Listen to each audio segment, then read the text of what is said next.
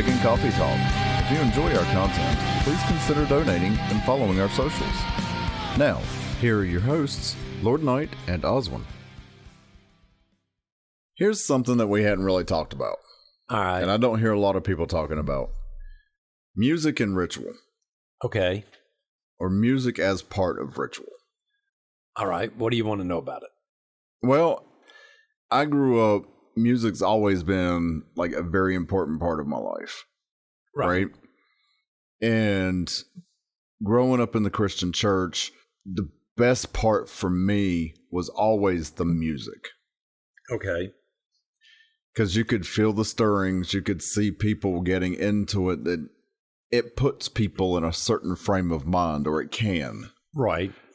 And we've been to a lot of rituals. Yes. We've performed our fair share of rituals. Yeah.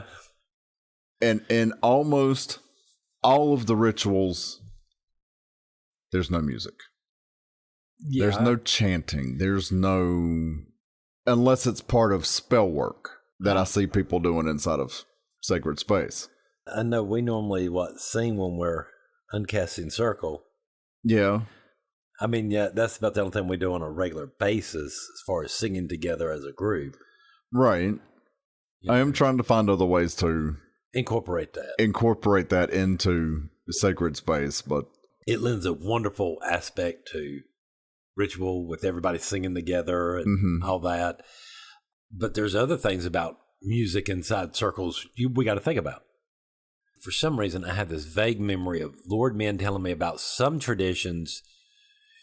You can either sing or you can play music, but you're never allowed to do both. It was considered to be that somehow the music would interrupt the actual sound of the voice. Huh. All right. That somehow they believe that playing an instrument lessens the sound of someone's voice. And if played together, they really create disharmony instead of harmony on a spiritual level. That's interesting. I cannot agree with that, but that's interesting. I've not heard that. But again, this is based because their thought on this is the source of the sound. I understand that. Versus the way it was explained to me, which brought this an interesting thing of, because I've seen where, I know you're talking about music, but if we just talk about just sound alone. Right. There are certain caves in the British Isles and stuff like that, these mounds, where if you sit they're not very big. They're big enough just for you to crawl in there and sit in the center, which is kind of a little bit bigger.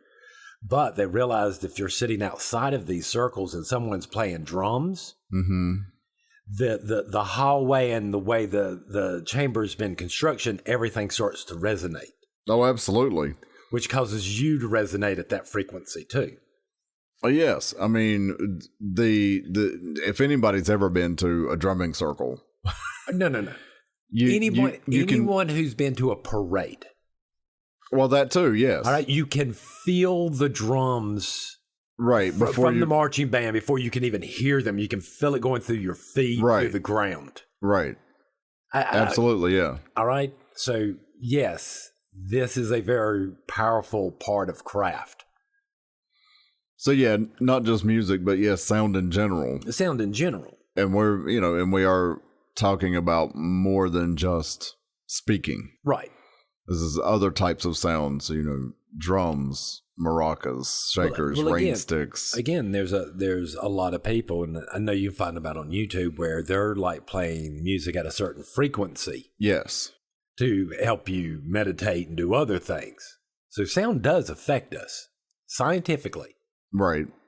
Sound can make you high. Oh, yeah. All right. From my understanding, there is the mysterious brown note, where it will cause your bowels to loosen uncontrollably. I have heard of this. I've not experienced it. I don't know that I want to. Well, again, I'm not sure if it's true, but I've heard of people using certain sound waves really high or really, really low and literally wind up accidentally killing themselves through liquidating their brain. Oh, wow. No, I've not heard of that. That literally they've played this sound and so much it literally wound up liquidizing their whole entire internal organs. That's pretty powerful stuff. And then there's still the whole entire rumors in which we have Nikola Tesla, who supposedly made a device where it could create the resonantial frequency of anything it touched.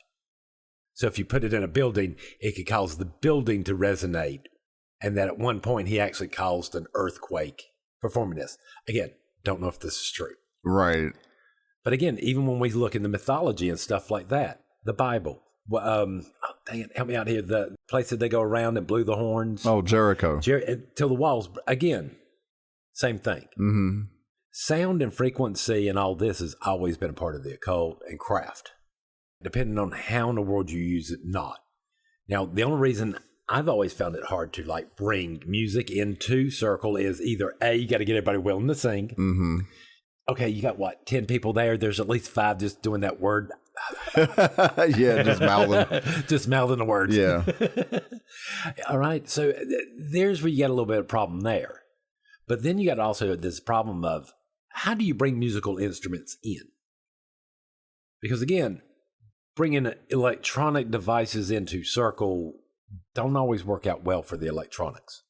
Well, most musical instruments I know of are not electronic devices. So then you got to bring it. So then you have to have people trained to play said guitars and and that does pose a problem. That poses a problem to a lot of people. I mean, the easiest thing to bring in is a drum because everybody can bang on a drum. True. So I mean, don't get me wrong. We're lucky enough. We do have some musicians inside Temple that just not here on a regular basis to lend that skill.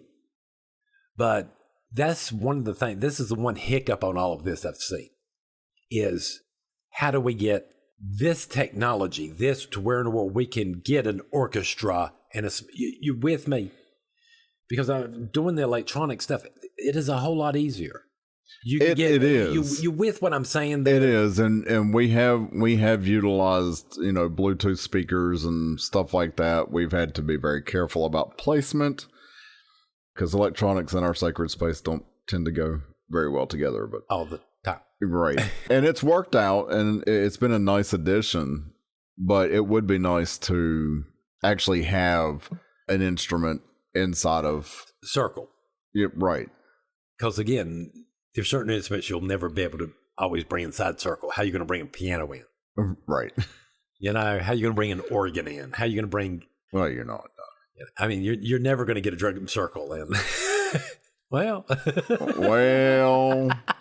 you might.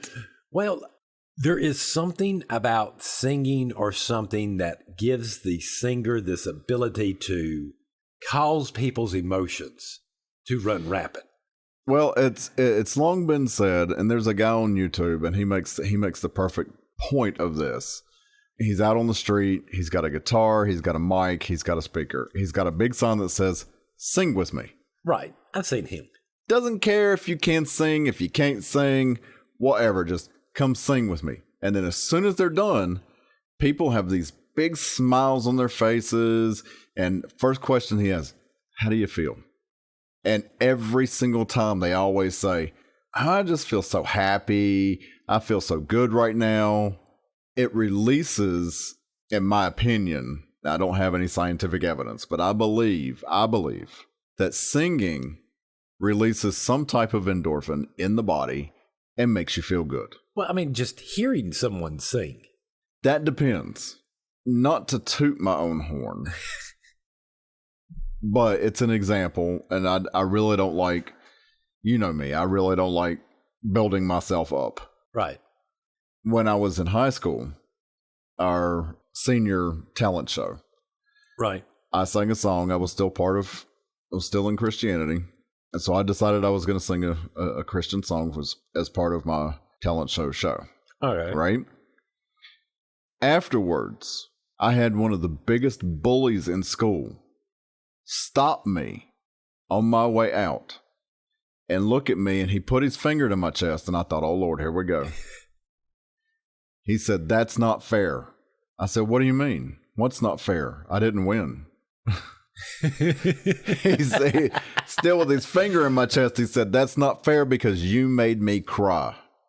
This was a guy not even part of the Christian faith, but something in the way that I sang it, in the way that I presented it, but think about this, touched him in some way. Remember that song that was out not too long ago? It was a remake, and it's a woman talking about she goes to this music show, and she's like, and it's just like the singers read all my letters, and and with each thing just stroking my pain and the whole 9 yards. Yes, this is the power of music. Absolutely. It gives you an access and to allow you to tap into not only your emotions, but other people's emotions. All right. And again, we've discussed this, but emotions are the fuel of spells. Yes. So why would we not use songs to do that? Absolutely. I mean, one of our coven members, she's told us on several occasions that her most effective spells involve a certain song. Of course, I have to be the oddball here, all right? Right. But father's a mechanic raised in a garage, all right? Farm and garage, okay, there's my life. But every so often somebody would come in and we would have to resurface the brake disc. Okay. Okay? And literally all it is, and it sounds funny, it looks just like a record player. Right. But it's just scraping off just the top. Exactly, yeah. All right? Just the surface layer. Just the surface of it. But the way this thing's set up, the metal plate would start to resonate. Yes. And make this really weird sound that was actually quite hypnotic for me. So I find it fascinating how it affected me this way, but it did not affect other people the same way it did me. It almost was hypnotic. I almost couldn't stop myself from. Well, and that's the beauty of sound and resonance and all the stuff that we're talking about. It affects people differently. Right. I mean, it's just like any artist who writes a song. They will tell you the beauty of this is that it's going to mean something different to somebody else. Right. So it's the same way with sound and frequencies and resonations and. Well, I mean, and then we have then we still have the stories of spells being sung instead of spoken. Yes. All right, because you have Greek mythology. What's his name? Orpheus, who apparently could just do all sorts of catastrophes or whatever he wanted just by playing the right notes. Yes. All right. So again, I think there's something there. I mean, you don't make a story about something like that if there's not something. Right. No, I completely agree with that. I mean, it had to be based in something. It came from somewhere. Well, I mean, again, if we think about, our development, I mean, think about the cold chills you get just to hear a lone wolf. Right. Howling in the middle of the night. Oh, I know. And it's beautiful too. No, again, while we have no fear of the wolf now, but back in the day, that was, if they're close enough for me to hear them, they're close enough to get me. Right. I need to be aware. Right. I need to put myself on guard. Right. So again, hence the reason when you get the cold chills and stuff like that, and it's kind of spooky, you're like, oh. Right. No, that's your basic instincts. Monkey brain going, yes. No, danger. Ooh, danger, real officer, danger. Monkey brain. Good Lord. That's where we've gone. Okay. This is something that's triggered by a sound. Right. Now, would be an extra good question. Do these sounds still affect people like singing and stuff when you're deaf? Well, I know that deaf people, or at least some of them, can feel vibrations. The majority of the ones I grew up around, they would lay speakers actually on the floor. Right. To cause the floor to resonate so they can sort of hear it. Right. So I'm going to say in that regard, yes. I don't think that they're quote unquote hearing the same way we think of hearing. Well, no, I'm just thinking because they're feeling it. They're feeling it just like we are, like through your skin and stuff, but we get to hear it. I'm wondering if that vibration of that physical vibration does it somehow affect them? You ask what I'm saying, like we would hear, and it could be affecting us to a certain extent. I'm going to say yes. I can just imagine that if I didn't have my hearing and I experienced something like that, I think it would trigger me to go into a different space. I don't know for sure. You know, I mean, we seen the singers, the deaf singers, where they do the signing and stuff like that. So again, I understand you can memorize those motions, but the flow of it or something, you can tell they're following the rhythm of the song, right? Even though they can't hear it, right? And that goes with the vibrations. They're feeling the vibrations to keep the beat, the rhythm. But it makes me wonder if they've developed that sense as to where in the world it is affecting them to about the same extent it does us. I don't know. That's a good question. I know there's no way to tell unless you got someone that... Anybody out there got a deaf friend who can tell us? Who used to hear and now is deaf? I would love to know. I would love to know. Seriously. You know, and I'm just asking questions there. Right. You know, I mean, because the idea of sound and using it, let's see, we've seen what? Levitation? Through sound. Did you ever see the, where they're running sound through water and it creates the patterns? Yes. Fascinating. Well, and then, and speaking of patterns, there's a guy, I think I saw him on YouTube. He's got this big metal disc, looks like a huge table, and he throws salt on it. Covers the top in just a thin layer of salt. Clears off a small little spot, and then he takes a rubber mallet, and he just strokes, and it creates the vibrations. And depending on how fast or how long or how deep the vibrations are, it creates different patterns on the disc. On the disc. Which is really cool. Well, so it's a lot like the water experiment. Well, I love things like that. Well, I mean, it's just like they do those ones where they've put a bowl or something on top of a speaker. Yes. And then you see the water jumping up. Yes. And you can see them in different patterns as well. And you can see that. So again, these sounds have to physically be affecting us too. Right. All right. It has to be physically affecting the world around us. Okay, maybe not a wall as much as air, but you're with me, you know? You know, like I know it's harder to produce sound underwater, and you got to do it at higher frequencies and get any distance there. I think so. I'm not really sure about that whole water thing, because I know for the synchronized dancers, the water dancers. Yeah. There are speakers under the water. Okay. As far as I know. So that they're sort of hearing. Right. And then they can hear when they come up. Think about it like this. Remember like on Harry Potter when you open up the thing above water? Yes. Again, the notes have to be a little bit higher, but underwater they sound correct because the medium's a little bit thicker. Could be, yeah. I think is the way that works. But again, we're what? 75% water? Yeah. Why wouldn't it resonate inside of us? Why wouldn't it resonate? Why couldn't? We would have to be careful. You do not, I don't think you want your brain resonating inside your skull. Oh, Lord, no. Or your skull resonating, just shattering in it. Right. I mean, because again, it's the opera singers that used to do the... that shatter glass. The shatter the glass. Yeah. All right. This is a real possibility. It is, yeah. Oh, God, who used to do it all the time? I cannot remember. I remember there was one lady back in the day that could... Ella Fitzgerald. Okay. But the only thing with her is it was amplified to 100 decibels. Ah.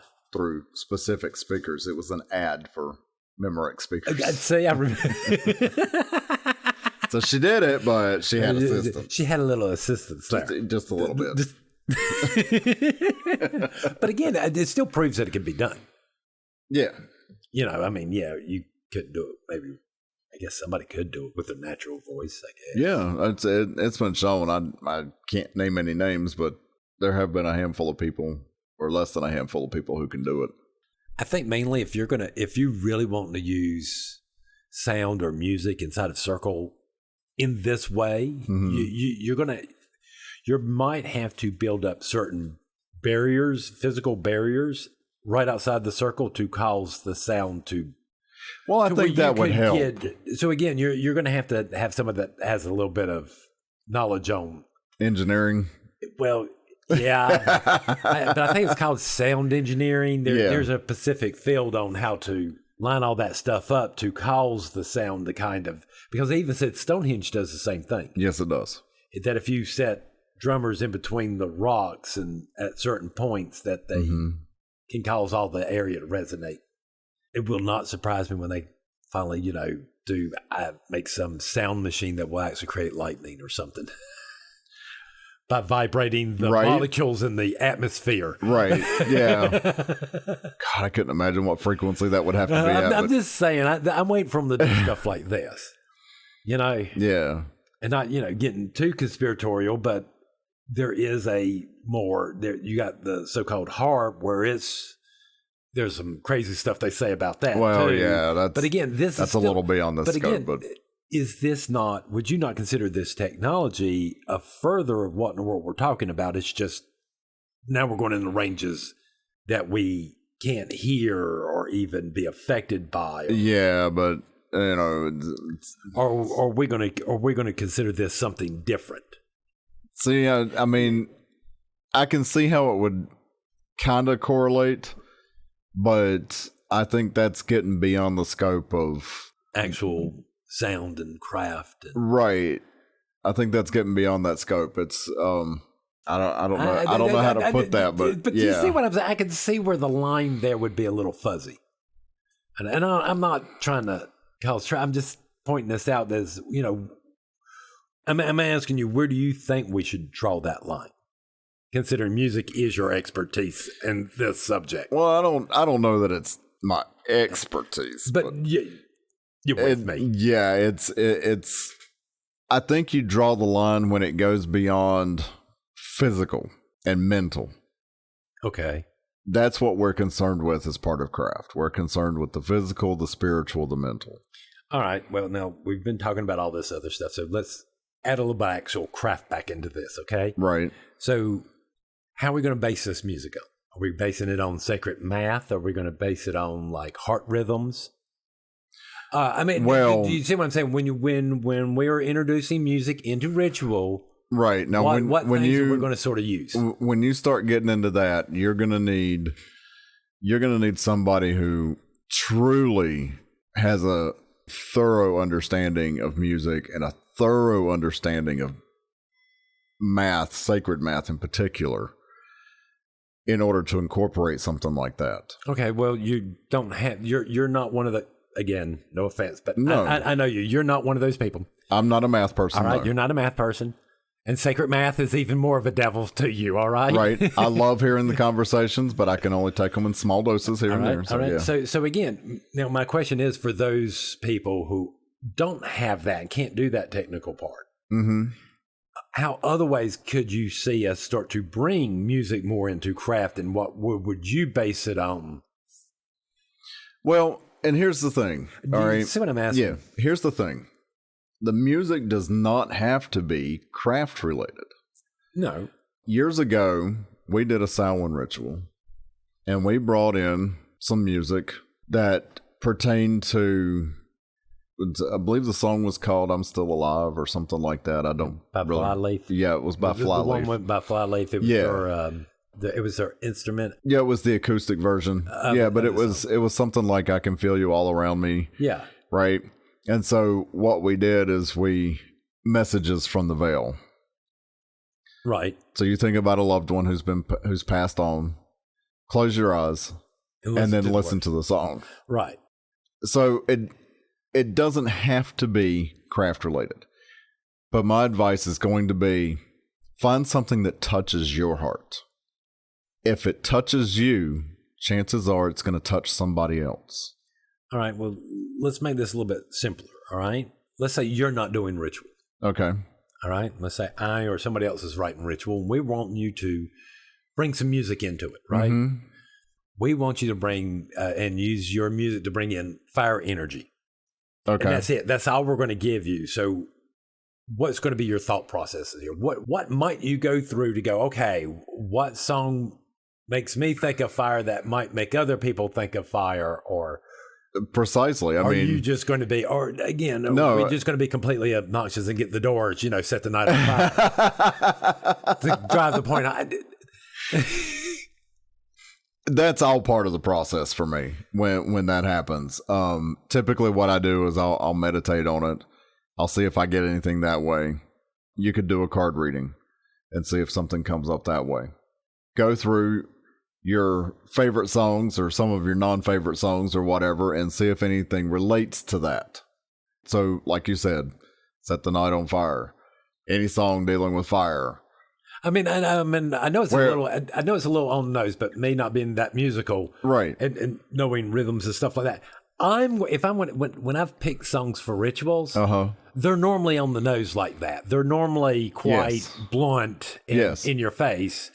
But yet, when you sometimes pick songs, I notice they're not quite always so blunt, and they're a little bit more. Sometimes they are not quite as in your face about the topic. I don't know. Sometimes I find that in some of the more obscure things is where you get the best message. Not always. Not always. So it could be a rhythm. It could be a particular set of instruments that they're using. Could be something talking about torches instead of burning the night up. It could be anything along those lines. All right. But my suggestion is, please play around with it. See what works for you. But again, I really don't see anybody, anytime soon at a hand fasting picking, Baby's Got Back or something, or the thong song. I mean, no, but that would be funny. Highly inappropriate in my opinion, but that would be funny. So now speaking of that, weddings and hand fastings and stuff, these are ceremonies and stuff, and sometimes we'll have music playing during this. Right. Yeah. So again, when you're talking to certain people and you're doing ritual and you're trying to help them pick music, are you letting them pick all the music, or are you just making suggestions? Well, I like to start and see if they have anything in particular. Right. Because usually, especially for weddings, hand fastings, things like that, people will have specific songs already in mind. Right. I think it's always good if you can go with that and use that to your advantage. It's a little less work on your part, but absolutely. Find out first if they have anything in mind. Now let's do the flip side of this. Now, what about funerals? Funerals, same thing. Families oftentimes have certain music that they want played or sung or something like that, and start there. Now, if it's a member of our temple, you yourself might take a moment during the service to honor or to say a little speech about. And I've even seen people take time during that time to actually do sing during these times. This would be more of a personal selection to you and not toward the family. Would you let them know about this ahead of time, going, look, I'm going to sing this song. I know you might not like it. Yeah, it's a thong song, but it was his favorite song, so I'm going to sing it. I know it's completely inappropriate. I know no, we understand. We hate that song too. Right. Yes, and we hate it because he did listen to it all the time. Yeah. No, I that would definitely go into my plans as well. I mean, especially if you're going to have some time where other people are saying things or, wanting to get up to say or do something in honor of the deceased. I think that's perfectly fine. But yes, that's a personal choice. And yeah, the song that I choose might not be the song that the family would choose. But as long as they're okay with it, then that's what I'm going to do. Now, if we're about to get a little too personal here, do you personally use music to cast your spells? Do you sing your spells? I have been known to. All right, because you don't want me to sing mine. I have been known to. I don't always. I do enjoy the musicality of it. But yeah, I have. And they've been pretty effective. Does it allow you to get away with casting spells in more public places because people just think you're singing some random song? Yes. That they don't know. Yes. Do you see any difference between, now again, chanting does the same things to a certain extent. Yes. But it's not quite as. Chanting is more about the repetitive of it. It's kind of like drumming. Right. But the thing about chanting is chanting can be done in rhythms. It can not be done in rhythms. Chanting can be done with tones or no tones whatsoever, more like just speaking. Would you consider chanting to fall into the same category as song in craft? Just like we sort of talked that you could sort of see where sound, just the general sound, would be all wrapped up into this as a big old. Sometimes. Think about Gregorian chant. Gregorian chant it's got a sing-song feel to it. Oh, it is quite hypnotic and beautiful. But it is, it's based on rhythm and it is based on sound. Yeah. So, yes, in some aspects and in some cases, yes, it could be considered the same thing. And that one lonely month that can't sing is cleaning all the toilets. Exactly. Or scrubbing the floors while everybody else is sitting there chanting. Is there anything else about music and craft you would like to? I think that about covers it. I mean, for this little episode, take some time, play around with it. Again, not all frequencies work for the same people. Right. And it's not going to touch everybody the same way every time. No. Right.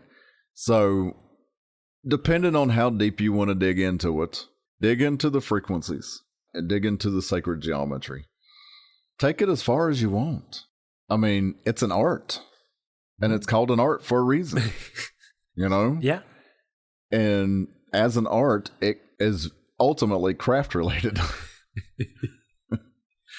So do it. Have fun with it. All right. Go out and make some music. Yes.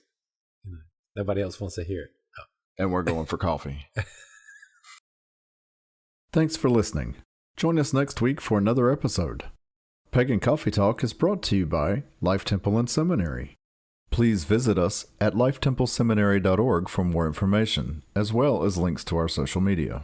Facebook, Discord, Twitter, YouTube, and Reddit. We travel down this trodden path, a maze of stone and mire. Just hold my hand as we pass by a sea of blazing pyres. And so it is the end of our days, so walk with me till morning breaks. And so it is the end of our days, so walk with me till morning.